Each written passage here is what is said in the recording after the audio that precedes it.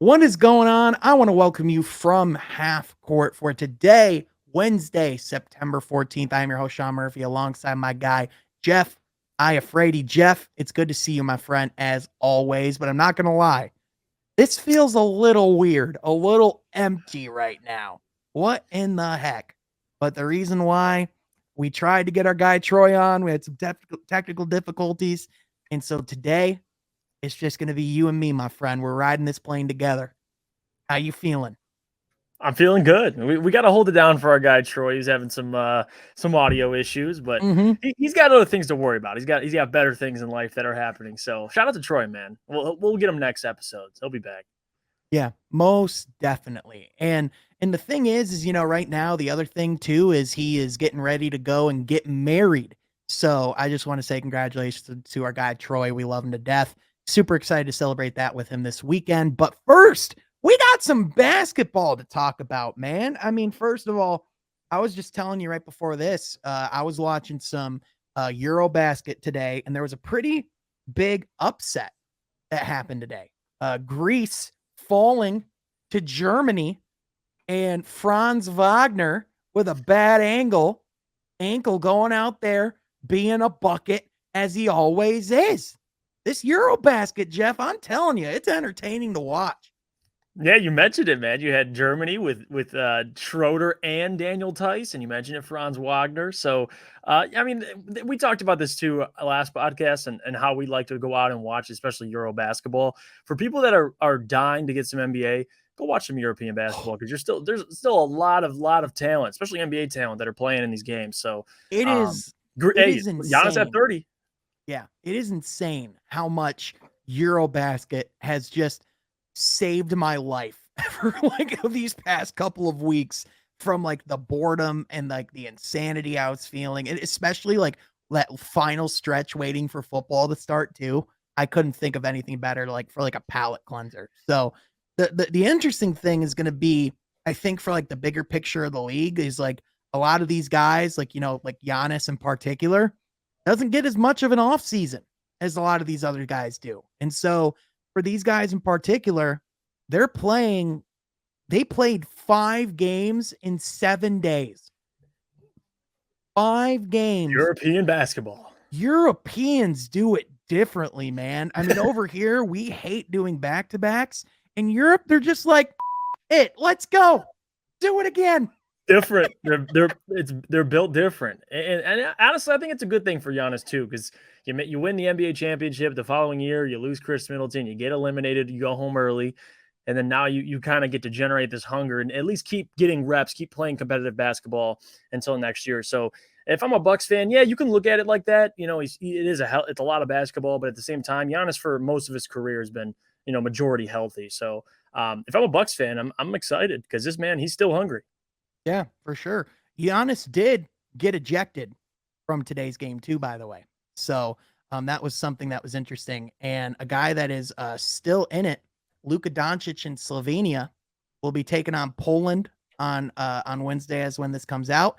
And we're going to be seeing France take on Italy as well. So there's still a lot of really good talent, a lot of really good teams left in this pool. And as of right now, hard to see who's going to win it. But hey, at the very least, man, we're going to get some good basketball. If you haven't been tuning in yet, you probably should, because high quality stuff, absolutely high quality stuff. But Jeff, enough about Eurobasket, because we got to talk some NBA, baby, because this is from half court for each and every week. Myself, normally two other guys, talk all things NBA basketball, but today it's just going to be the dynamic duo. It's Chauncey and Rip in the backcourt. We're going to be taking this one home. So if you like that, be sure you like this video. Be sure you subscribe to the channel. Be sure you hit that mother notification button, because I am telling you, you will want to be tuned in on what we have coming up. This season is going to be awesome. And Jeff, I will tease just one thing.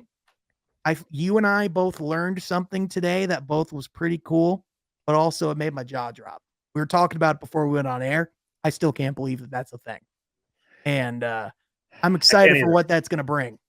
Yeah, me too. Me too. Let's just say people want to stay tuned because, Yeah. especially people who support from half court, Wilbur Pistons, big things coming. Yeah, Big things coming. exactly. You're going to be subscribed over to Wilbur Pistons as well because we are doing big things Big each. things.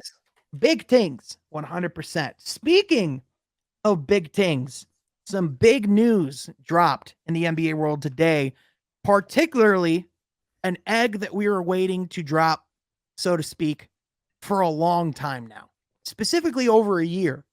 The Robert Sarver investigation is complete, and he has been suspended from the NBA for 1 year from both Mercury and from the Phoenix Suns. They'll be looking for like a temporary, operator of the board and like the operator and the runner of that team. But Jeff, my first reaction when I saw the findings that came out today, first of all, was not surprised by what we learned in the sense of what Robert Sarver was found doing or was found guilty of doing. But in addition, I was shocked that Robert Sarver is still an owner in the league. What were your thoughts and what were your takeaways from some of the findings? I think deservedly so. I mean, it's been bound to happen. And I want to say this too. It's not just Robert Sarver. Like, if you could think he's the only owner that's doing this stuff and being racist, being intolerable, being disrespectful to his employees, like and we talk about Tom Gores and what the good things he does, but just looking around the league, like Robert Sarver isn't the only guy doing this stuff. So I want to make that clear as well. Like the NBA, Absolutely. and it's a great thing that they found these findings. And I want to go through them a couple of the findings, which they're just sick to read. It says Mr. Sarver, on at least 5 occasions during his tenure with the Sons of Mercury organization, repeated the N-word when recounting the statements of others. It says Mr. Sarver engaged in instances in inequitable conduct towards female employees, made sex-related comments in the workplace, made inappropriate comments about the physical appearance of female employees and other women, and on several occasions engaged in inappropriate physical conduct toward male employees. And it says Mr. Sarver engaged in demeaning and harsh treatment of employees, including yelling and cursing at them. So let's break it down, Jeff. Jesus. Let's break it down. Repeating the N-word when recounting statements of others Doesn't matter. Which saying it at all is not right and offensive and just straight up shouldn't be accepted in this league. The fact that we see that he was specifically inequitable towards women, made a lot of jokes, made a lot of comments, was terrible to men as well. It's a piece of garbage. And treated all of his employees like shit. But Jeff, you know what was the thing that caught me off guard by all of this and amazed me? It was this last sentence down here. The investigation made no finding that Mr. Sarver's workplace misconduct was motivated by racial or gender-based animus. So let me get this straight. The guy who who repeatedly said the N-word was sexist to women, was making inappropriate contact with men employees as well. Which is kind of, and yet they don't find any motivation of racial or gender-based anonymity. This make sense. It doesn't. It doesn't. And you know, it's funny. It's actually not funny, but it's ironic that the end of that statement is trying to like justify his thought process behind any of this. Like, I don't give a damn if it was motivated by any of those things. Period. It's racist. It's sexist. It's disrespectful. And quite frankly, especially in today's age, everything gets out. Like, even across the NFL, you look at guys like John Gruden finding all these emails. Like, it says, and also the documents, they went through 80,000 documents and other materials, including emails, text messages, and videos. Like, that's 80,000. And they found these things. Like, my God, what he was doing that people didn't know about now has come to light. So I'm happy. I think all the players on the Suns are happy, like, to be playing for this guy, like, to say the N-word and you have African-Americans playing for you, getting your team to the NBA Finals. You're coached by an African-American who's one of the best coaches in the black league, in a predominantly black sport, with a predominantly black team, with a black front office, black head coach. And how are you supposed to face them and have anything? And here's the other piece, because there's just a lot of layers to this, Jeff. We could go a lot of different directions. But I want to start with this tweet from Adrian Wojnarowski that says, while the NBA says Robert Sarver cooperated fully with the investigative process, sources tell Baxter and me that the Suns owner was unaccepting of the idea that he deserved a 1-year suspension and $10 million fine for his behavior. The punitive part of process became largely acrimonious. So, Jeff, let's break it down. The guy's a piece of shit. He acts like a piece of shit. He treats people like shit. And then he ultimately doesn't learn anything from it at all. He's only getting fined $10 million, which for a billionaire is a drop in the bucket. And he ultimately feels that he doesn't deserve any of this punishment. Does this sound like a person that belongs in the NBA? Great point. No, it doesn't. They should give him the Sterling treatment. I mean, to look at Sarver and to see especially Wojnarowski report that he was unwilling or he was pushing against the punishment. I'll go a step further. That bastard deserves more. Like, the guy deserves to be out of the league, like you were saying. Like, the guy, screw 1 year and $10 million. He's unfit to be an owner.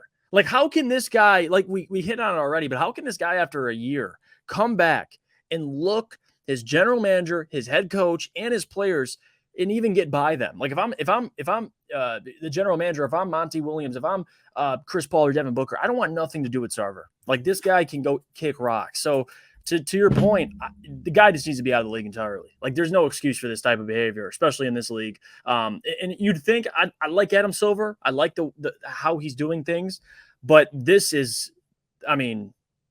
ridiculous, to say the least. Like, this should be much more than 1 year and $10 million. I'm sorry. That's just the reality of it. He's unfit to be an owner. And Jeff, I just found tweets that made it even worse. Oh, God. And I'm going to warn you that some of this is not family-friendly content. Some of this is going to be troubling to hear. And so you have been warned.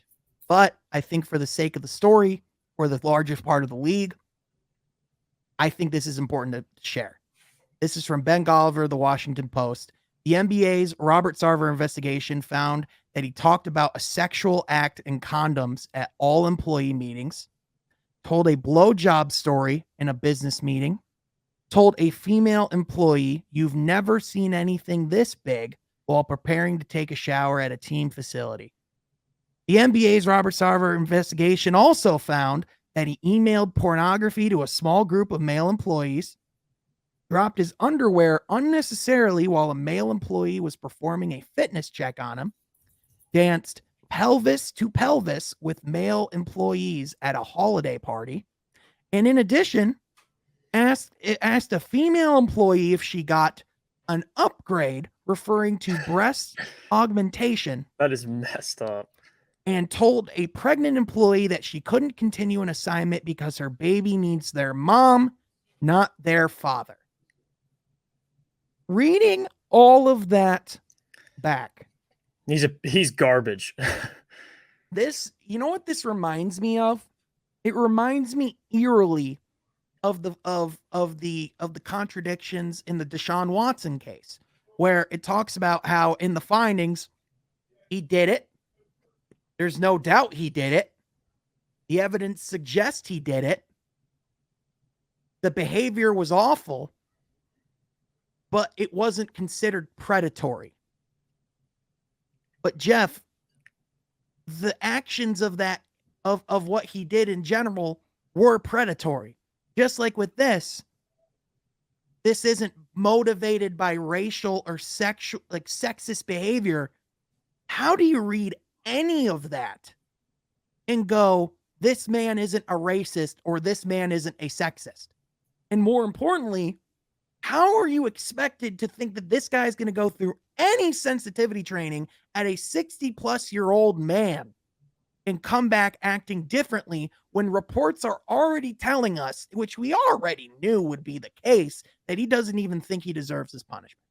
And that's what I comes with billions and billions of dollars. It's power, it's ego, it's the the thought process of I can't do whatever I do isn't wrong. It's just what I think is right.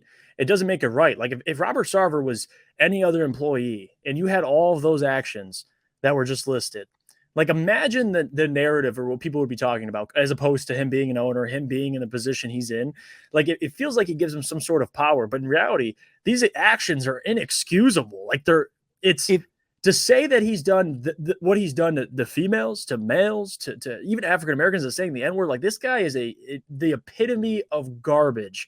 And I don't know. And I feel bad for the employees because you're in a position where your boss is doing these things and you have to provide for your family and you have no choice but to just take it.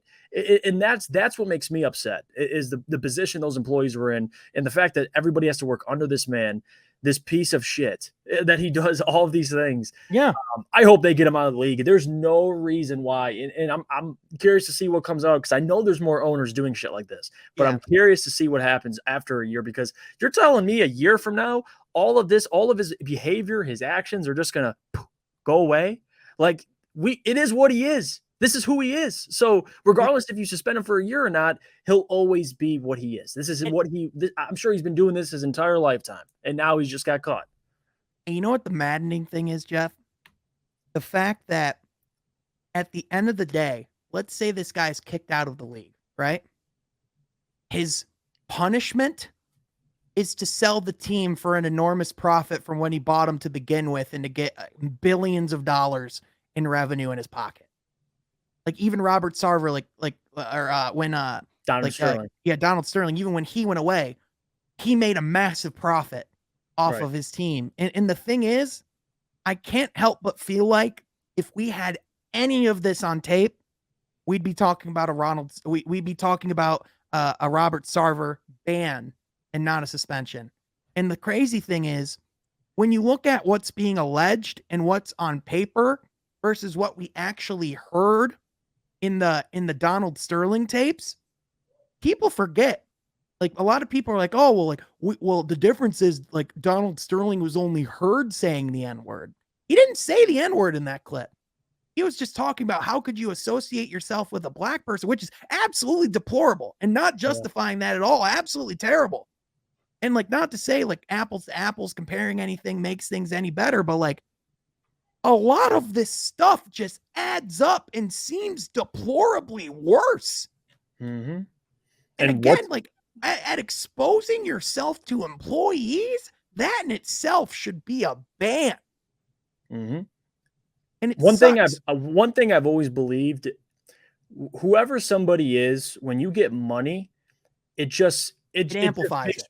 Exactly. So his character, this is who he's been. I think the rumors coming out of him saying or the alleged, saying the N-word. You think he's just said it in those instances? Like this guy has been garbage his entire lifetime. So yep. his behaviors have always been bypassed because he has money. So the fact that you're in a position where Adam Silver actually is in control in a way there's very little people who have the power Adam Silver has right now within the other owners of other NBA teams, as opposed to who's in Robert Sarver's circle because he's the guy. There's no one telling him, looking him in the face, telling him what to do. But it's up to the NBA, and I just don't agree with a 1-year, $10 million fine. Like that's a slap on the wrist of somebody who's, I don't think character-wise. Like, I don't think from the public he'll ever be able to bounce back from this, but I don't think character-wise, even if he goes to sensitivity training, I don't think he'll ever change. Like, this is something he can come out with all this bullshit essay on how I've learned, I've found new ways. It's what's done in the darkness always comes to the light. And this came to the light. And now if he wants to backpedal, that's fine. But he'll always be who he is to me. And that's a racist, sexist, disrespectful, power-driven douchebag. Who I hopefully gets booted out of the NBA, but deplorable pile of garbage. And I hope he's pressured to sell the team. I hope he goes to some island and we never hear from him again. And the one last thing I'll touch on Robert Sarver. I want to give him something that I save for a very select special group of people. And that, Jeff, is the double bird salute.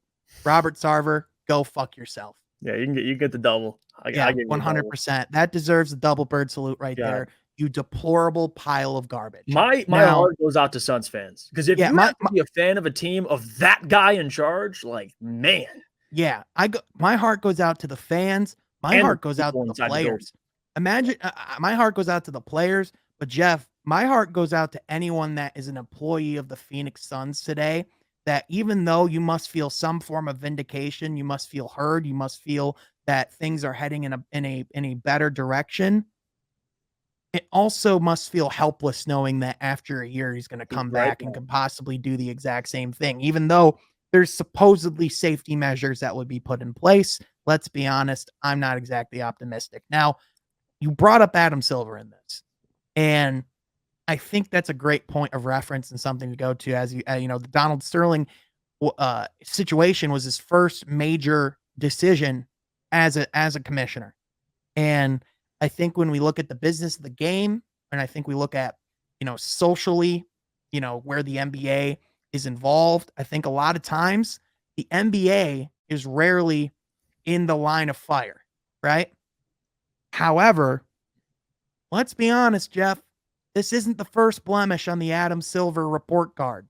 We don't even have to go into the whole rigmarole and all the political things that come with being as involved with China as the NBA is, but that's there and that's very real. Mhm. And so, Jeff, I want to ask you if this indeed holds up, if Robert Sarver does indeed come back to the NBA and is not forced to sell the team, and he goes through the suspension and is welcomed back to the NBA world. Is this one of the biggest blemishes on Adam Silver's legacy? Because I think we're heading there. Yeah, and it's not crazy to say that. And I gotta say too, I feel bad, and I don't know if "feel bad's the right word," but I have, I give respect to Adam Silver, Roger Goodell, to be a commissioner of a league where you're basically a placeholder, you're the face, but there's still billionaires that also have a say in everything that's going on. Like, that's got to be the most, and I want to use this term lightly, but miserable experience, because yeah, you get the good, but things like this, where ultimately you're going to look bad regardless, like the Donald Sterling thing, that's what brought Adam Silver, gave him a lot of respect among players, fans around the league.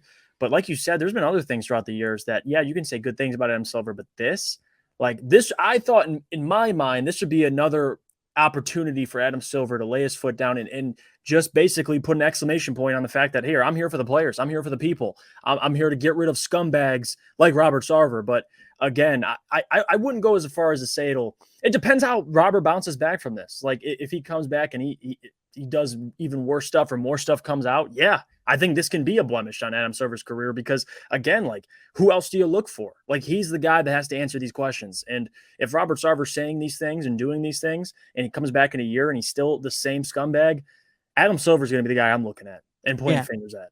But even then, like, this investigation took so long and was so extensive, and the findings were all overwhelming in what they found.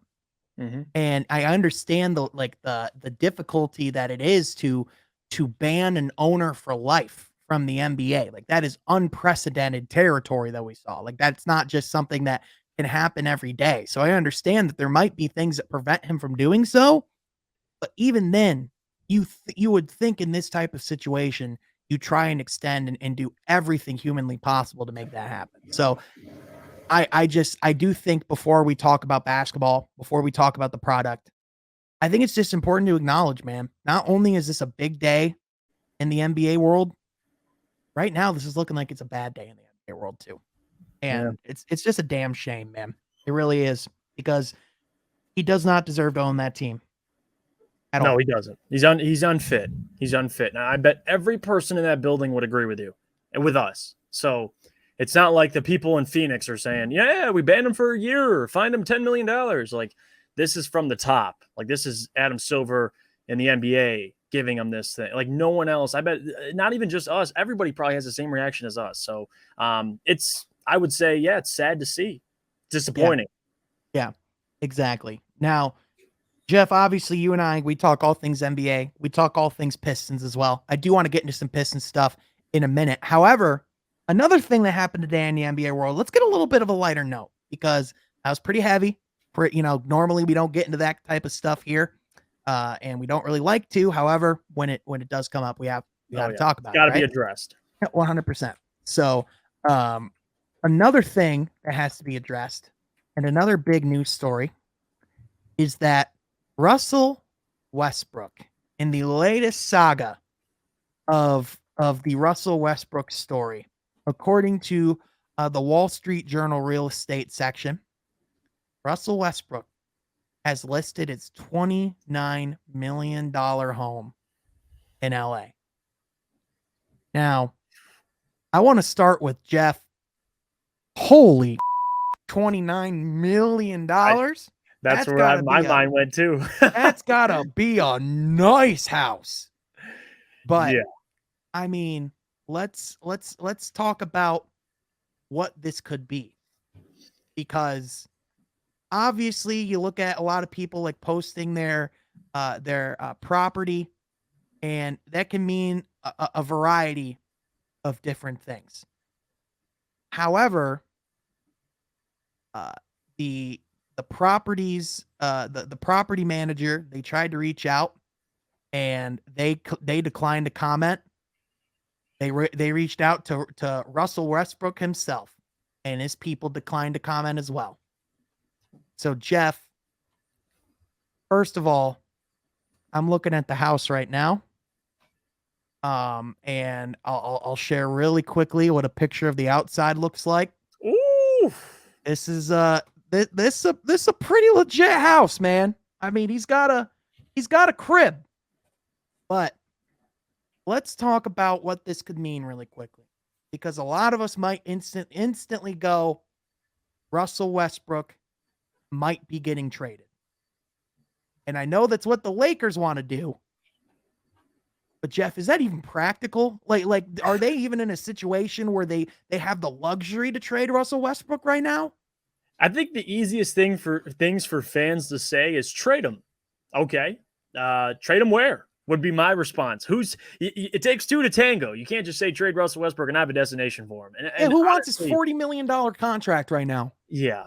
And honestly, the teams that do have cap space are rebuilding. So why would you want to take on Russell Westbrook unless you're getting assets? Like unless you're, San Antonio or one of these teams that you're like, all right, we'll take Russell, but we also want, X, Y, and Z. You're not taking Russell on to take him on. So Yeah, I just think it could be two things. One, Russell's from Long Beach. He's from LA, the LA area. So this could be a lot of things. It could be also staying ready. So you don't have to get ready. You have your house already sold. Like who right, knows? Because a lot of players, let's be honest, like players might, like Bradley Beal, for example, he might play for Washington, but he may not live in Washington right. in the off season. You get what I'm saying? So I'm not Yeah. too concerned with Russell Westbrook. As a Lakers fan, you're jumping up and down depending on if you like Russell or you don't. So for me, for Russell, I think the reality that the Lakers are dealing with right now is they want to trade Russell Westbrook. It's so awkward in LA. Like honestly, it is because they Yeah. want to trade Russell.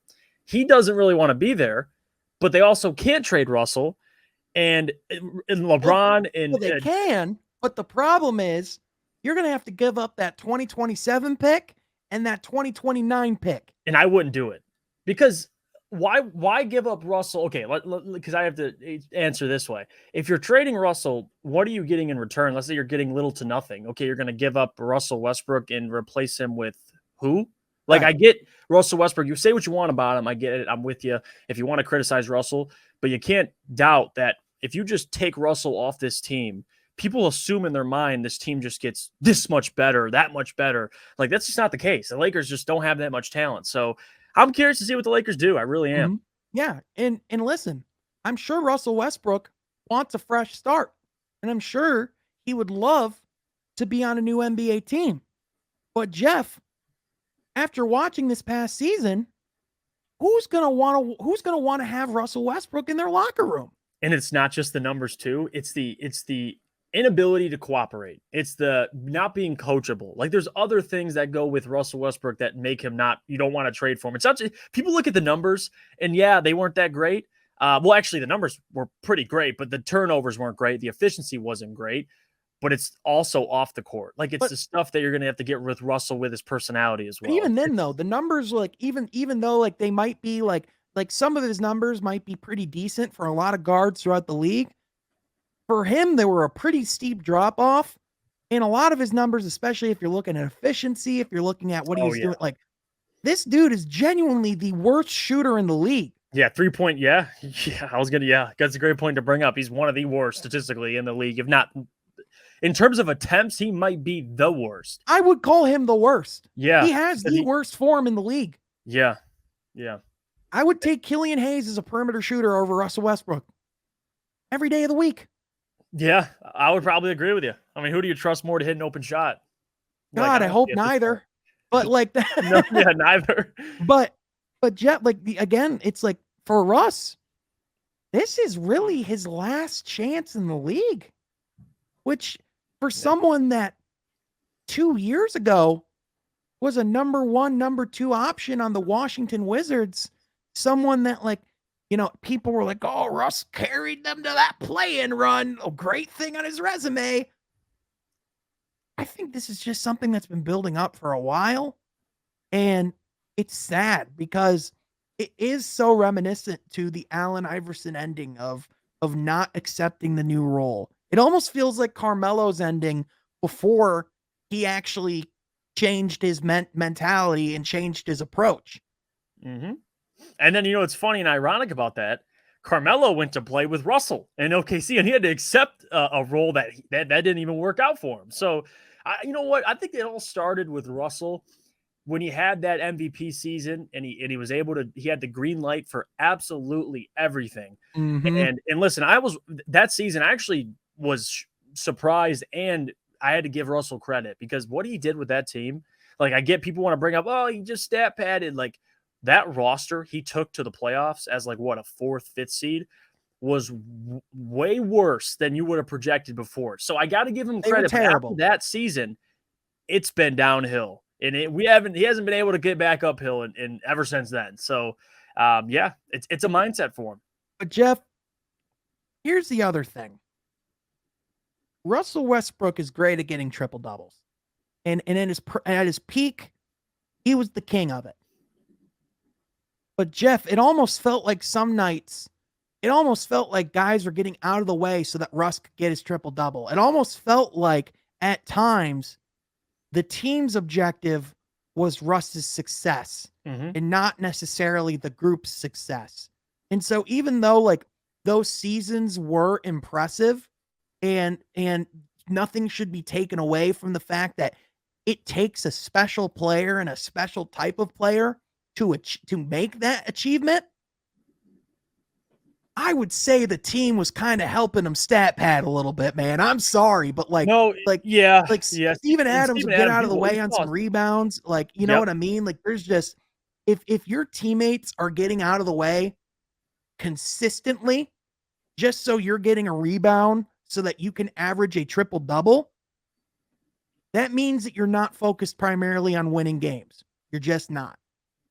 And honestly, if you look at even in today's game, the 2 best in our era in the last, if you want to say 10 years at getting triple doubles, are the 2 guys that you could say have just not aged well. And that's James Harden and Russell Westbrook. Like those, because people forget, you talk about triple doubles, but to get them, you have to have the ball in your hands most, if not all of the time. And for a lot of NBA teams, that is just not how it works. Like for a lot of teams, it's just not how it works. Only LeBron can get away with it because he's one of the greatest of all time. Yeah, but the difference is James Harden is one of the most lethal perimeter scorers we've ever seen in the league. That's the difference. And Russell Westbrook is one of the most ancient players we've seen in the league.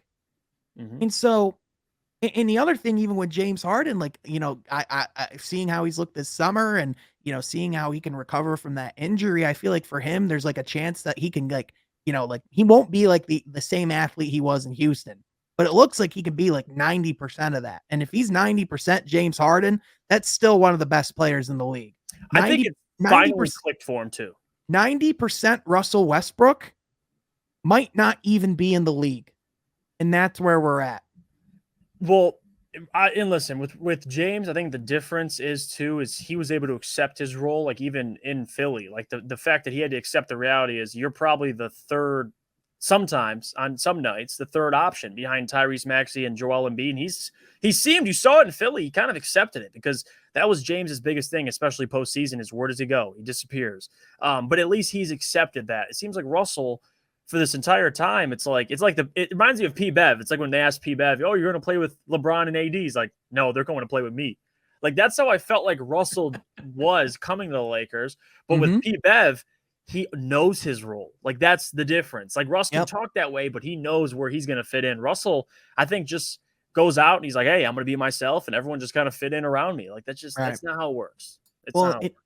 and even now too, like, Darvin Ham, he's been beating the drum of Russ is gonna be great. He's gonna be a huge part of what we're doing. Pat Bev and him acting like they're buddy buddy and smiling in front of the cameras and laughing and joking around with each other. Listen, man, like at the end of the day, even with them laughing and joking and all that stuff, you could cut the tension with a knife. Those guys have So hated each awkward. other since the beginning of their careers. So any conversation of these guys all of a sudden working out well together, it's just not gonna happen. It's just not. No, Because no. Russ couldn't even make it work with the guys he wanted to make it work with. Mm-hmm. Him Now and he's James supposed to make Harden. it. Him and James Harden. Yeah. Well, even him and LeBron, him and Him and Anthony LeBron. Davis. Him and Mm-hmm. Anthony Davis was supposed, just because again, I just keep wanna, not to keep taking my victory lap on this, but I did call this literally from when the trade happened. I said this was going to be a nightmare. I said Russell Westbrook wasn't going to be an effective fit on this roster. I said that it wasn't going to lead to them winning a championship or all these lofty expectations that people had. And even then, we were told that Russell Westbrook and Anthony Davis was supposed to be this lethal pick and roll combination. And all this last year, some of the excuses, oh, if we were just healthy, when they were on the court together, Jeff, you know what they were? Mid. MID mid. And that's just the truth. And that's the absolute truth. Like watching the Lakers last season, I'll never forget. I fell for the bait because and this is the reason why too. And this is the reason why looking back, it's like hindsight's 2020 always. But seeing Russ, usually someone's resume doesn't lie. You look at the resume, look at Russ's resume. He was traded to Houston, then he was traded again. And then after that, Washington didn't want him, and then he goes to LA. Like there's a reason why. Like if you're a great player and you make an impact on winning, organizations aren't going to kick you out the door. Like that's what I always look at. And for Russell to be on his third team in 3 years, when he first got to the Lakers, like there was already tons of red flags. But again, LA, the city of stars, you want names, you get Russell Westbrook, and it comes back to bite him in the ass. So hopefully going forward, they understand now. No, it's not all. This isn't 2K. You get all the talent on one team. It's about chemistry. It's about fit. And Russell the reality was he was never a fit. Because I get Mhm. the mindset. You want more ball handlers beside LeBron James, but you need a guy who's also willing to play his role and when to be Russ and when not to be Russ. It seemed like Russ just had the green light on at all times. The Los Angeles Lakers literally had a championship roster, and they could have kept that group together. But after they won the championship, what did the Lakers do? They fixed what wasn't broken. They went and got Marc Gasol. They went and got Dennis Schroeder. They went and completely changed the composition of their lineup. They got rid of key figures like Contavious Caldwell-Pope, like Yep. Kyle Kuzma, like Alex Caruso. How many different players that were the heart and soul of that championship team and were the anchor of a lot of their success, and also were players that were meant to play around LeBron. Great Because, fits. Jeff, we've seen what works around LeBron James. You need shooters, you need defenders, and you need guys who can play without the ball in their hands. And what is Russell Westbrook? He can't shoot. He looks lost when the ball isn't in his hands. He doesn't particularly look inspired on the defensive end. In fact, a lot of times had to be benched by Frank Vogel because of his effort. Yeah. And when critiqued or asked about it by media, acted like a child. But And now this year's it's supposed to turn around. We're gonna make it work this yeah. time. Get It, the out of here. and you could see that everybody and their mother knew that. I mean, to see, and you look at what has worked around LeBron. Just go back to Cleveland, go back to Miami, go back to the teams that were built around him. You had Kyrie Irving, a guy like you described, fit everything you just said. Kevin Love can do everything you just said. So again, and credit to Kevin Love, by the way, because talk about fitting in a role and talk about knowing his role. That's Kevin Love. So Russell Westbrook, the only thing positive I saw out of this trade. And the shooting I knew would be an issue. They never really addressed the shooting, so it didn't help them. But having another guy who can handle the ball, I get that. You had Kyrie Irving, but what's the difference between him and Kyrie? Kyrie can play off ball, and he can be a two guard. Like And Russell is Kyrie never going to be your two. Kyrie can shoot the damn ball. Russell's never playing that sit in the corner and shoot threes. He's not doing it. And even if because the times where Russell has the ball, okay, you have Russell, he's explosive, all that. But when LeBron has the ball, it's a terrible fit. Like the guy contributes nowhere, and he doesn't even have enough effort to cut back door and try and get easy buckets. So again, you need shooting. So they have to address it. And if he gets traded, like Patrick Beverley is the perfect, like I don't know if he'll start, but a perfect piece around LeBron. That's a guy that you want. But Russell, that's a tough one. Yeah, for sure. And ultimately, time will tell. You know, the Lakers seemingly could make a move in theory any day now if they decided to. And, you know, ultimately, Russ listing his house could mean nothing about his basketball future. As you said, guys could live anywhere in the country. And like you even said, like guys on the Wizards, that doesn't mean they're living in Washington. Jeff, Yeah. here's what I'll retort. Where are a lot of those guys on the Wizards probably living? Yeah, in LA. Because the vast majority of NBA players live in LA. And Russ is from LA. So he could, in theory, be looking to downgrade and get a different house in Los Angeles. He could be, in theory, looking to upgrade. I don't freaking know. I don't know how you're going to upgrade over a $29 million house. But that $40 million a year, this year's paycheck will cover that house. Yeah, exactly. Like, yeah, literally just 1 year of basketball, cover a $29 million mansion. That's pretty damn good life, but that's all right. Hey, you know, whatever happens with Russ, it's all in his hands, and it always has been. But I don't exactly see his game changing around, so don't be surprised if this is his last season in the NBA. Not even if it's not entirely his decision. This episode of From Half Court is brought to you by Manscaped. When we talk about post players, there is few better players in the restricted area than our friends over at Manscaped.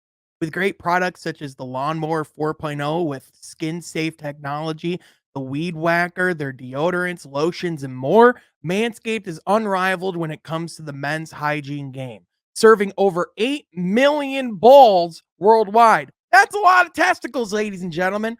So if you're finding yourself in need of Manscaped products, be sure to go to manscaped.com and use code HALFCOURT at checkout because that can get you 20% off plus free shipping. Our friends at Manscaped sent us these products, and I can tell you that they are absolutely for real. I have been absolutely satisfied and in love with their entire product line, from boxers, t-shirts, the Lawnmower 4.0 to the Weed Whacker ear and nose trimmer. You can really not go wrong. Be sure to go to manscaped.com and use code HALFCOURT at checkout for 20% off plus free shipping. Thank you again to our friends at Manscaped for sponsoring this video.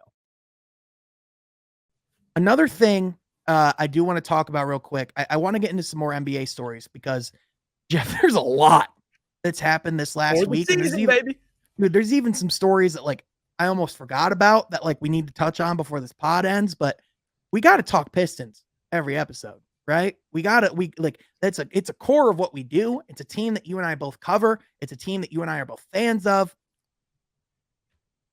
But it's that season where we're still waiting for things to talk about. Obviously, when Troy if Troy was here like he was meant to be, we would be talking a little bit more about players that we could see as breakout stars. You can go check our video to get our full thoughts about that for Jeff and I. But one thing I do want to touch on, and something that I think we haven't talked about in a while, Dwane Casey going into another season at the helm of the Pistons.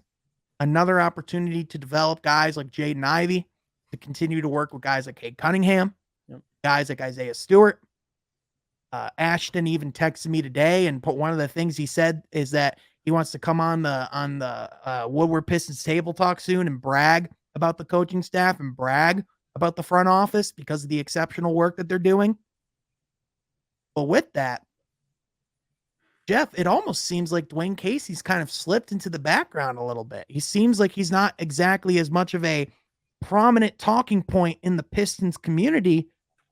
And I think it's time that we kind of start asking, what's a successful season for Dwane Casey this season? What should be the expectation? Because as we know, it's still not entirely being judged on wins and losses, but Jeff, isn't this one of the first years in a little bit that it might need to be a little bit about wins and losses?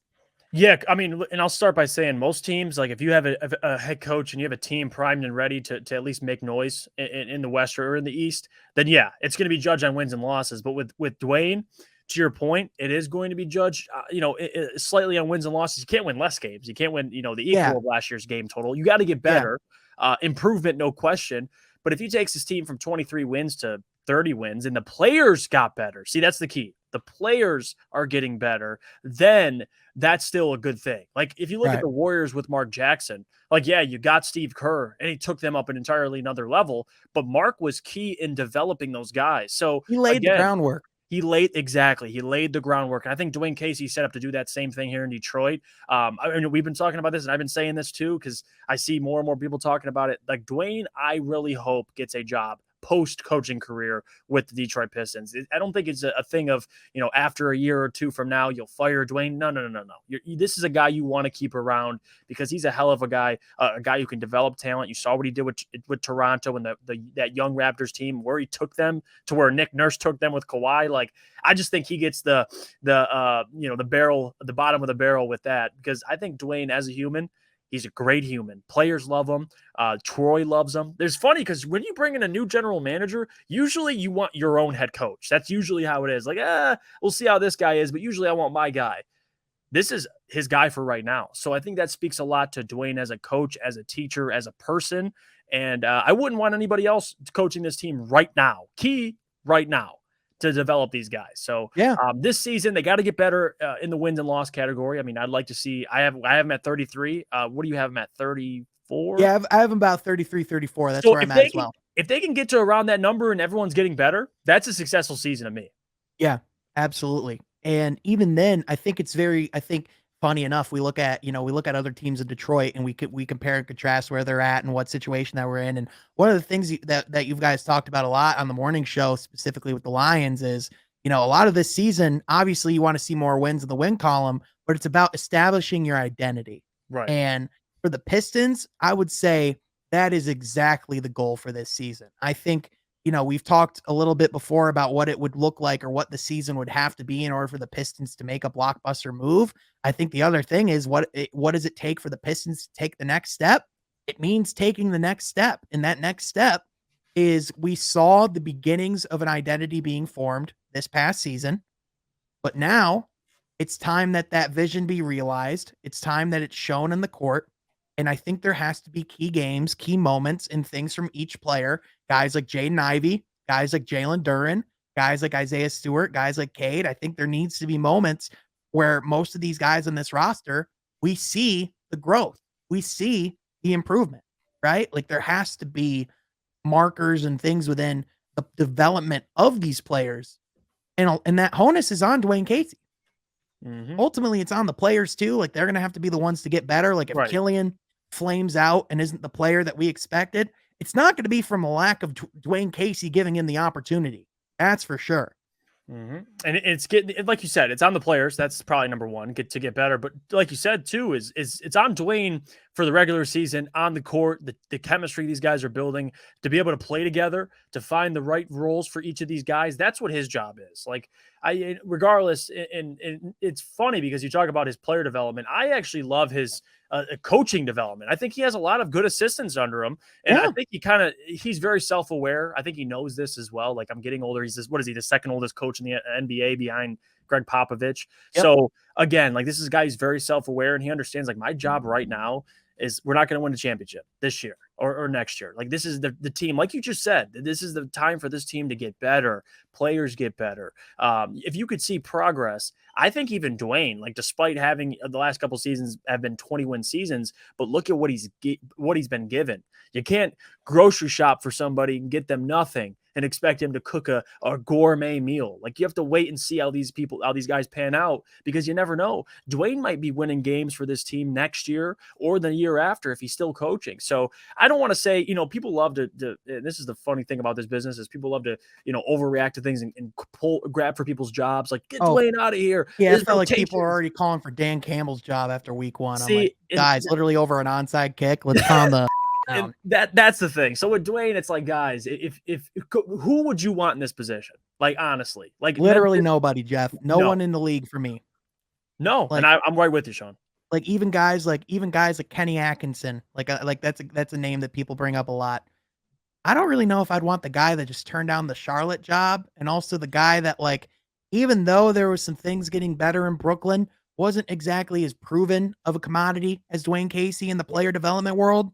And even then, embrace Detroit too, like Dwane Casey. Like I just feel like Dwane embraces the city. Like he's loved by everybody. Like right, and that's the other thing.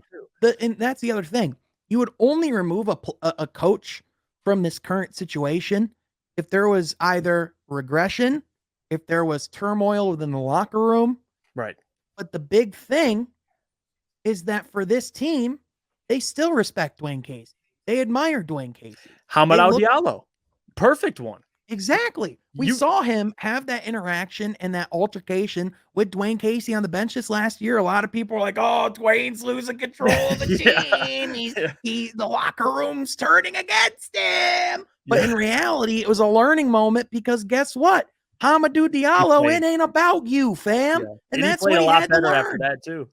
Dude, it was I just tell you, man, this past season, especially in January and February, I just had to bite my tongue like all hell because all I heard from people within our network, people on Twitter, people across social media is that this team's falling apart and it's Dwane Casey's fault. And then all of a sudden, the second half of the season happens and all of a sudden, a lot of guys like Cade Cunningham are getting the credit. And all of a sudden, we forgot Dwane Casey's the head coach of the damn team. Conveniently. So, all these people that were dancing on Dwane Casey's grave and on everything that's going on, he's still here, mother. And quite frankly, his job looks more secure than ever. So anyone that thinks this man can't coach, kiss my ass. Kiss it. Kiss it. Pucker it, but pucker up, baby. And I'm glad you brought up the post All-Star break. Yeah, the Pistons went almost 500. They had a pretty good post All-Star break. Like they want to bring up Cade, in which honestly, deservedly so. But it's a great point because during that stretch, I never heard Dwane Casey. Like I'm honestly trying to remember. Like I didn't hear anybody give him credit for how they played at the second half of the season. And that was with Jeremy. That stretch started, by the way, Jeff? I'm sorry to cut you off. No, you're good. It started with a team meeting led by, guess who? Dwane Casey. And guess what he did? He talked to his players. He took their feedback. They discussed as a team how they wanted to play better and get better across that season. And Jeff, when did you see the improvement from that conversation? Literally the next game when they faced the Boston Celtics. And from that point on, we're a different team than the team that started the season. But we just like to ignore that, don't we? Yeah. If it doesn't fit their narrative, they won't talk about it. So again, like I'm really excited, honestly, for this season for a lot of reasons, but one of them being I want to see Dwane with a team that's getting better. Number one, because I know he's going to help these guys get better, but I want Dwane to have as much talent as possible because he deserves it. Like I want this team to get better and better quicker so we can see if Dwane can at least win some games. Now, I'm not saying he'll be the guy that take you to the championship because I don't think he'll be coaching by then, but like Mark Jackson, why can't Dwane take you to the playoffs or take you to a play-in? Like, I still think he's capable of doing that, but you got to give him the talent. That's number one. Because look what he walked into. Andre Drummond, you get Blake Griffin. Like, that roster was never going to do anything. He was And riding the last legs of Blake the Griffin's knee. Like, he was last. literally riding that baby to the playoffs because that was our only shot. That was it. So I'm And excited. He deserves a superstar, a future superstar like Cade Cunningham, and we'll yes, see he what Jaden does. Ivey becomes. But I'm happy for Dwane, man. He has that is like if you get to if you want to go through this season and we're talking about issues we're gonna have or things we think will arise. Dwane is like the last thing I bring up. He's the calming presence. He He's is. the stability. He is. And if people want to bring up, oh, his rotations, oh, his schemes, like guys, that's not what Dwayne's here for. Like this, and I get it. If you want to base it off what happens in the game, you look at the players getting better and who got better after the All-Star break. Yeah, let's talk that rotation criticism for a second Please because do. Look you what he can had to work with. you can rotate some turds around all you want. They're still turds. You know what I'm Yeah. saying? Like We talked about it in our video. The best big man they didn't even have till Marvin Bagley. They never had it. They had a they true had big man Trey who could hit a lob Lyles drop. guarding bigs. Yeah. On a consistent basis. They couldn't. This team fell apart when it couldn't have Kelly Olynyk on the court, and that's his fault. Yeah, I guess so. And I guess a rookie struggling in his first games and having turnover issues, I guess that's the coach's fault too, because they're the one out there making the passes, right? But that's okay. You don't know why? Because at the end of the day, because not only can I know for a fact that not only is my opinion objectively correct, but it's backed by facts too. Because the Pistons after the All-Star break were better than the Bulls, they were better than the Lakers, and they were better than, you guessed it, the Cavs. So look at that graphic, by the way. Yeah, that whoever made that guy deserves a raise, even though he Nero. won't be getting one. But I'm kidding. I'm kidding. I love Narajan. That kid is amazing. But he's the GOAT, man. Yeah, he is the GOAT, 100%. I don't pay him enough. But that will change. Hey, he's getting paid. Hey, be grateful, damn it. No, I'm kidding. We love Narajan. But let's move on because I feel like that's a topic that we definitely are going to dive in more and more. That's something we'll definitely be circling back to. Just two more quick things before we end this episode. First of all, there was this interview with Stephen Curry over the course of the past week, specifically a cover story with the Rolling Stone. And it was a part of their cover story. It's a great piece, by the way. I read it. Great piece. And it's talking about, like Steph's, like how Steph wants to make an impact socially, how he wants to work towards, like helping people in America, doing more of that. But in addition, I also got to talk a little bit of basketball if you're going to do a story as well. And Steph Curry, according to this conversation, was, quote, never hesitant in endorsing the idea of a reunion with Kevin Durant. Quote, the idea of playing with KD and knowing who he is as a person from our history in those 3 years, I think KD's a really good dude. I think he's misunderstood. I think he has had certain things happen in his life that hurt his ability to trust people around him and sense of making him feel safe at all times. So all of those things I understand, having played with him and gotten to know him. I love that dude.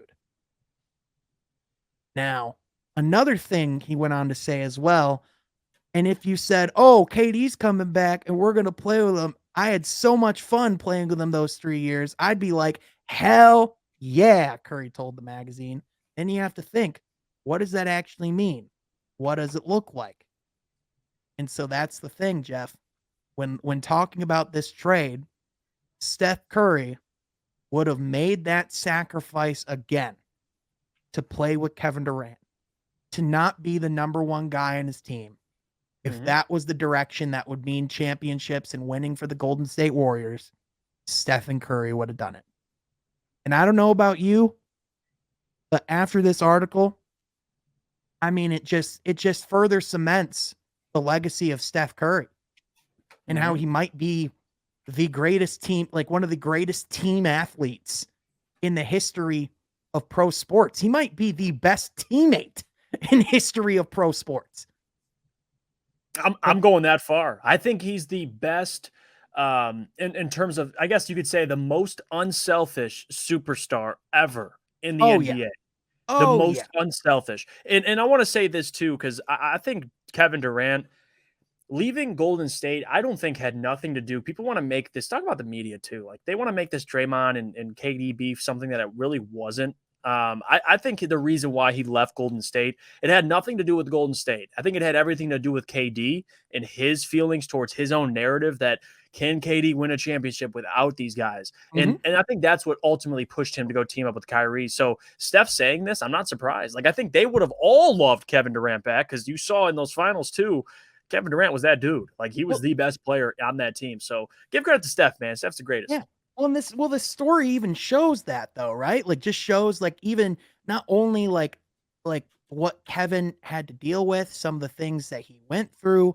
Like Kevin Durant has, it's pretty well documented that he's had a pretty, he had a pretty rough upbringing, pretty difficult childhood. Has had to go through a lot of things as a person. And so, Right. looking at when that move was made from day one, people were calling him like it was calling it the weakest move ever made by a superstar. People were saying that you could win as many championships as you want, but it wasn't going to matter because people were ultimately going to hold you on the pedestal and under the microscope of being the person to make that move, right? But with Steph Curry, it shows that he could be on the most hated team in America. He could have anyone saying whatever narrative they want. But the truth is, Steph Curry cares about winning. He cares about the guys around him, and he cares about what's best for the team. Mm-hmm. And that shows because even when you're looking at this trade, but like you're looking at, all right, what does it take? He's like, yeah, I would endorse having Kevin Durant. But at the same time, I'm sure he's looking at the team that he has right now and the roster of guys around him. And not just because he's the number one guy, but because of how much talent they have and how much it would take to give up. I think he's looking at it and saying, okay, if it was practical, hell yes, let's do it. But at the same time, couldn't we just run it back with what we have right now? And at the end of the day, the decision's not being based on anything personal. It's being based on winning basketball games. And that's who Steph Curry is, man. He's a basketball player at Mm-hmm. his core. He loves the game. You could tell. I mean, he loves to have fun, and I think that equates back to winning because you're not having fun if you're not winning. So, Yeah. with Steph Curry, like you talk about him this year getting that first Finals MVP. Like, talk about a weight off your shoulders. Like that. There you go. Like now he can be like, all right, you know what? I proved myself. Why not run But it back even with then, Kevin Durant? the thing that makes Steph so special is that to us and to the common narrative, like we would all be like, yeah, there's the weight off his shoulders. He doesn't have to prove anything left to anybody. But the truth is, Steph Curry, that doesn't change who he is as a person. It doesn't change how he defines him because at the No. end of the day, he doesn't give a damn what I say, what you say, what anybody out of the Golden State Warriors say. And that's part of just what makes him such a special person, but such an all-time great athlete Yeah. because how else as an undersized, not the fastest, not the Out of strongest, Davidson. exactly out of Davidson, how else would he have made it to this spot? My favorite thing, and it's not even just me. I think everybody who's an NBA fan was smiling when they won the championship. Steph started crying immediately, and the one thing he kept repeating is, "What are you going to say now? What are you going to say now? Like what?" Yeah. And I love that because Steph, as a guy who doesn't really talk, like the fact that he feels that way, and like you said, I truly believe he does not care what anybody has to say. But the fact that he went out and did it regardless, like it all goes back to his love for winning. I mean, winning Yep. that championship, you would have never thought the Warriors won before that. Like Yep. how emotional and how much it meant to them. But again, it's like, all right, we won, but can we get another? Like Yeah. that's the mentality I absolutely love. Like even if you hate Golden State for how good they were, you can at least respect them and respect the organization because they've done a hell of a job. Yeah, but Jeff, who had that team with Clay coming back from injury in the middle of the season, not only contending, but winning a title? Nobody. No, Nobody. no. The wonders were, could they get back to the playoffs this year? Mm-hmm. Could they win a playoff series? Yeah. Not the whole damn shebang. Especially against Memphis. They had that game where they lost by 50. And we're Yeah. sitting there going, wow, okay. And And then even they before acted that, like nothing happened the next game. yeah, and then you rewind even to the past the All-Star break. We did a podcast. We talked about Clay, and I remember bringing Clay up because I'm like, I remember I was like, I can't wait till Clay gets back. That's somebody I'm excited to see. And the question we all asked was, what Clay are we getting? And then boom, fast forward, they win the NBA championship. It's like, all right, what were we even talking about at that Yeah. point? So, And the crazy thing, Jeff, was that the answer was they didn't get a full Clay back. They got like I'd say about 75%, 80% yeah. Clay. And they got a pretty damn good Andrew Wiggins in the finals. I'll tell you And that. they got a freaking awesome Andrew Wiggins. They got a stellar Jordan Poole.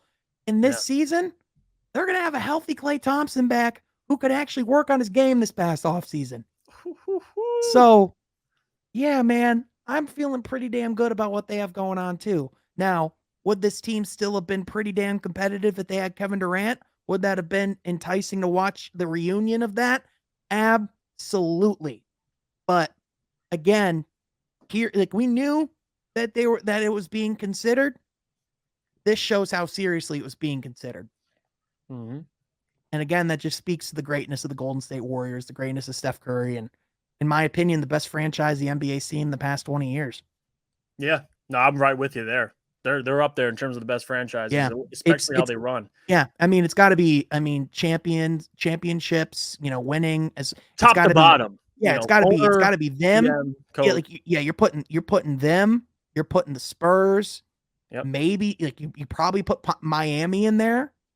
Yeah. And then it's everybody else. Like even though the Lakers have won a few titles in the last 20 years, it's not like they've been a good franchise or like a competent franchise over the past decade. Thank Kobe.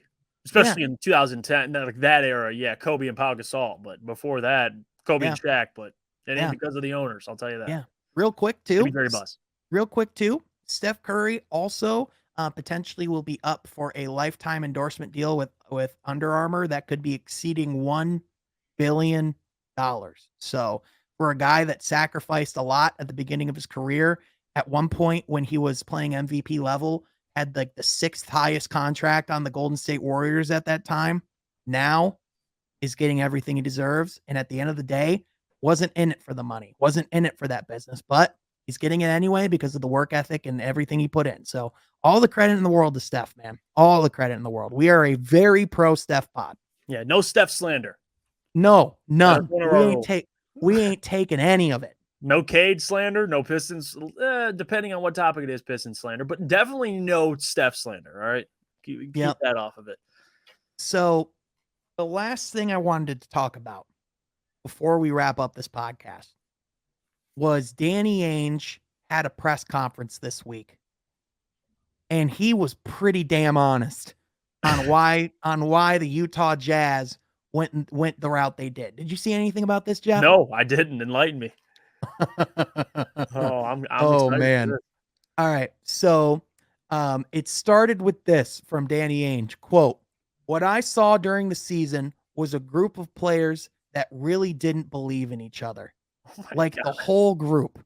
I think they liked each other even more than what was reported, but I'm not sure there was a belief." He goes on to say, "When we got to the playoffs, I thought, well, this is a team that has had some disappointing playoffs. So I thought maybe they're just waiting for the playoffs. I gave them that benefit of the doubt, but it was clear the team didn't perform well in the playoffs again. I believe every one of these guys went into every game believing they were going to win. Don't get me wrong on that. I'm just saying when adversity hit, the resolve you could see in a team that has true belief in having each other's back or one another. Now, Jeff, that is pretty damn honest. That's a guy who knows how to win. I'll It's a tell you that. guy. It's a guy who knows how to win. But Jeff, if your general manager, if your head of basketball ops is saying this about the roster that you had on the court this last year, first of all, it's not surprising. As far as I think No, this was that's the what narrative. no, this was what we saw too, right? Yeah, yeah. But in addition, when your general manager is willing to go out and say that in public, insane. And I think ultimately, I think this shows, for one, that Utah is going to have a different philosophy under Danny Ainge, but also it shows that it's not just about putting a ton of talented players together. It's about putting together a group of guys that want to win for each other. Right. Guys that And buy in. That's the yeah, most important. yeah. And Jeff, I don't know about you, but even just the whispers of the relationship of Rudy Gobert and Donovan Mitchell, that was enough to break a team. Yeah, I think that was the tip of the iceberg, to be honest with you. I think there was a lot more, going on in Utah because we've been talking as long as we've been doing content, but even before then, I'm sure you've had conversations. I have conversations with people about the Utah Jazz and Utah make the playoffs. All right. I think their ceiling's about the second round. That's always what it's been for Utah. So for Danny Ainge to come on and say that, as a Utah fan, I actually like it. Because I know I have a guy in charge right now in Danny Ainge that, number one, knows what it takes to win, but knows what kind of players need to be here in order to win. And obviously, you didn't have it already in Utah. I like Donovan Mitchell, but again, to his point, like, is he a guy that you build a championship team around, or is he a guy that complements a championship team? I think he's a guy that complements a championship team. So Danny Ainge, I actually like the comments. I know it's honest, and it's funny because guys who are former players, I think they have a different way of they can say things very blunt, and it's like, all right, he gets it. Like, Right. this is something Troy probably wouldn't come out and say. Like, Right. Troy wouldn't be like, these guys don't care, whatever. But gotta Well, respect the honesty. and even then too, the other thing you have to consider is this is just what the Jazz are sharing with the media, right? Right, This is right. the way that they're spinning the narrative and showing why they made the decisions that they made. And they were very matter of fact about it. They were very professional about it. But I heard Brian Windhorst bring up the point of that is a very abbreviated, very toned down version of the reality. And I think there is a reality and a truth that I think there was some ugly things happening in that locker room. I think there was a lot of distrust and animosity between Donovan Mitchell and Rudy Gobert and everyone on that roster. I think there was a certain amount of distrust that was built up. And I think that we saw this last year after what happened after another disappointing playoff run against the Clippers and, obviously this last year against the Mavericks, it became pretty apparent this team just didn't really think they could win. No, it was always built to, like, if you look at Utah and look at how they built this team, like, it just never made sense to me. Like, Right. it never did. Like, Rudy Gobert is you could talk about the Defensive Player of the Year awards and how good he's been, but like for people to put Donovan and Rudy on this pedestal of, like, you got your 1-2 punch, like, that was never going to work. So I actually like when a general manager has the balls to be like, you know what? Whatever you guys have going on, like Danny Ainge was brought from the outside. He comes in and looks at this roster and goes, this ain't winning a championship. This ain't getting it Yeah. done. So let's move on. Let's make changes. And I love it to be very proactive instead of be like, you know what, let's give Donovan Mitchell another year. Maybe let's give them no. He's like, you know what, this hasn't worked, and I don't think it will ever work. So Right. let's get assets for him. So I love it. Yeah. It works for sure. Boston. Yeah, exactly. And the other thing too is that it just shows there's levels to this when it comes to the front office. Like, even though the Utah Jazz, like, by and large, were a pretty stable organization, were winning basketball games, were among the top of the standings in the Western Conference. At the end of the day, Jeff, it shows that there's a difference in how you build a team to be in the mix and then Right. build a team that's a for real contender. And so going forward, like, I think what you're seeing is for Utah, obviously the haul that they got back, this is a great opportunity for them to hit the reset button, to go into a different direction and to take this franchise into a different philosophical approach as far as how they play the game. Obviously now they're going to be in the Victor Wembanyama sweepstakes. And even if they don't get Victor Wembanyama, they're still going to probably get a top 3 player in this draft and end up being in a pretty darn good spot. And even if they don't, they still have multiple first round picks to deal with because of the Rudy Gobert trade and because of the Donovan Mitchell trade. So now the good thing is you're going to have multiple options to select in that draft room, and you're going to have one of the best drafters in the business doing your work for you. I mean, a guy who, again, we talked about the Boston Celtics and all the success that they had, and a lot of people were like, oh, well, Danny Ainge wasn't really doing a great job there towards the end. What exactly is he doing? That proved to be a damn lie after this past season. I mean, that was largely the Danny Ainge roster that made it to the finals. Yeah, and another thing too, and that I love about Danny Ainge is like most general managers, and I shouldn't say most, but young general managers or guys that are getting newly hired, like they don't have the balls to do this because some general managers would rather be mediocre, but at least you could say, well, we made the playoffs. I've got this team to the playoffs for multiple years. It takes kahunas to get rid of your two best players and be like, you know what, we're going to build this thing from the ground up, because that's something you have to sell to your fans as well. Yeah. Like, so again, I got to give credit to Danny Ainge because some organizations are willing to be mediocre. Like, how many other teams in the NBA can you look at and be like, that ain't a championship roster? I don't think that'll ever be a championship roster. There's a couple, and I think there's one out in New York right now. There's more. Oh, there's more than a couple, Jeff. Yeah. There's more than half of the league. Yeah. There's not too many contenders. So, Danny Ainge, man, he's the guy, man. Utah, I think I want to see Utah fast forward in like 5 years. I want to see what they got. Yeah. I think they'll be a completely different franchise from what we've seen with Donovan and Rudy Gobert.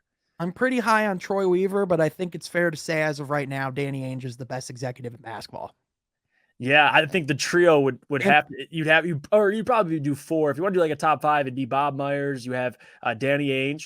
You have Sam Presti and Troy Weaver. I think those guys are all on this pedestal of like they just operate differently. Like these guys are just different. Yeah.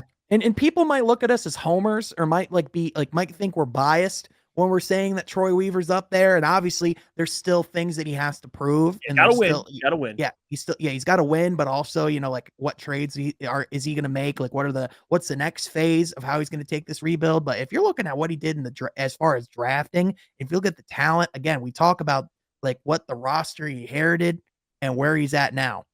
May I remind you again, Jeff, who our top young prospects were when Troy Weaver took over this team? Sekou Doumbouya, Luke Kennard, Svi Mikhailuk, Bruce Brown. And he took that and flipped that into what we have now. And he's not one of the best GMs in basketball. My ass cheek. But we bring up self-awareness. Troy has self-awareness. Like he walked into a Pistons team and was like, you know what? This thing needs some work. Let's get to making deals. Let's get to changing things. Those are great general managers. Like they walk in and you could tell Troy's learned a lot from Sam Presti, just being there, being his right-hand man. But like that's why we have him in that conversation. It has nothing to do with winning. Like Sam Presti didn't win a championship with OKC. Like it's not all about winning. It's about, can you identify talent? He got 3 MVPs. There you go. And I think Troy Weaver, it's too early because these guys are so young. But when it's all said and done, I think Troy will have a resume. He already does with guys he's helped draft. But actually, as a general manager, he'll have a track record of damn good players. So yeah, for sure. Jeff, you and I are going to have a little bit of a resume by the time we're done in this business, damn it, because we are coming for the crown. But with that, my friend, it's always good to have an episode. This was a good episode, man. We just dove into it. We had some real talks. We had some laughs. This was a journey, man. All gas, no brakes. All gas, no brakes, baby. 100%. But, obviously, Miss Troy, shout out to him. We love him, and we'll be excited for when he gets back from all the wedding festivities and stuff. But with that, be sure you're following Troy on Twitter at TroySergey44. Be sure you're following my guy, Jeff, at Jeff Iafrady. And also, Jeff, people better be catching you every freaking morning, right? Do it every morning, Monday through Friday on the Woolworth Sports Network, 8 to 10. Me and Adam going at it. It's like a boxing match, 10 rounds for 2 hours. We're going at it. So tune in. And then sometimes I get to come in and then I get to beat you both up, and it's great. But it's more like I use you as a shield. Like I'm like, Sean, you fight Adam, and I'll just get like a 20-minute break here. Yeah, it's like I get to come in and I get to be the one to tell Adam he's full of shit for a little bit, and then it's back to your job for the rest of the show. Oh my gosh. But also be sure you're following myself on Twitter as well. Also be sure you're following From Half Court on social media as well. You can find us on pretty much every social media platform at FH Court Pod, and on TikTok we are From Half Court. But with that, folks, we want to thank you all so much for tuning in, making From Half Court a weekly part of your basketball life. And we will catch you guys next time from Half Court. Be sure to subscribe.